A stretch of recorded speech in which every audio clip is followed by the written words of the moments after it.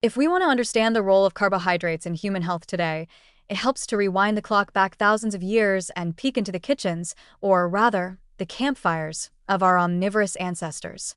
Early humans were not surviving on steak alone, nor were they grazing endlessly on leaves. They were opportunists, clever eaters who knew how to balance hunting with gathering. And what did they gather most often? Carbohydrate-rich foods, roots, tubers, fruits, berries, and later, cultivated grains. These starches were not dietary accidents.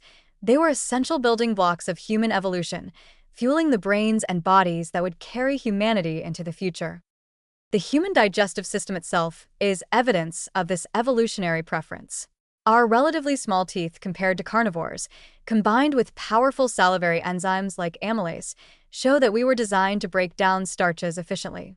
In fact, genetic studies suggest humans evolved to produce more copies of the amylase gene than other primates, giving us a digestive superpower for turning carbohydrates into glucose.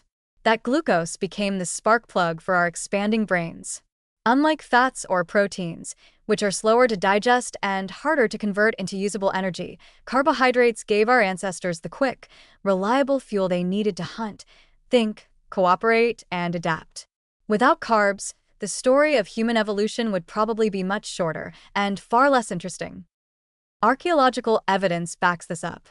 Charred remains of starchy plants have been found in prehistoric fire pits, and stone tools often show residue from grinding seeds and roots into primitive flours. Our ancestors weren't just chewing on mammoth meat, they were cooking yams, nuts, and early grains.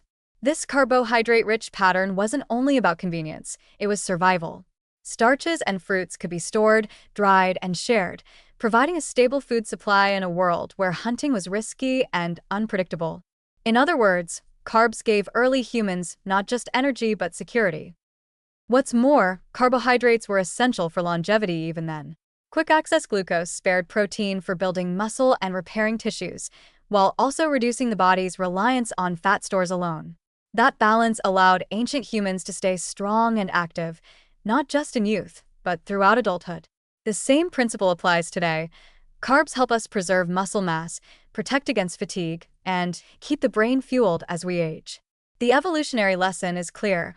Our bodies were built to thrive with carbohydrates as a daily ally, not as an occasional indulgence. It's funny to imagine that in the Paleolithic world, no one was counting carbs or debating keto versus paleo.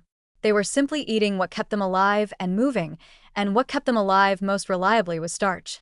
Modern diet culture often paints carbohydrates as villains, but history paints them as heroes. They powered migrations, allowed for the rise of farming, and ultimately fueled civilizations. Without carbs, we wouldn't have pyramids, poetry, or pizza.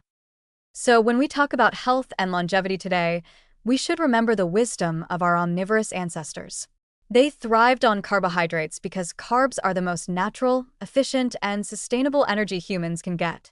In every era of our history, starch has been more than food. It has been the foundation of survival, vitality, and progress.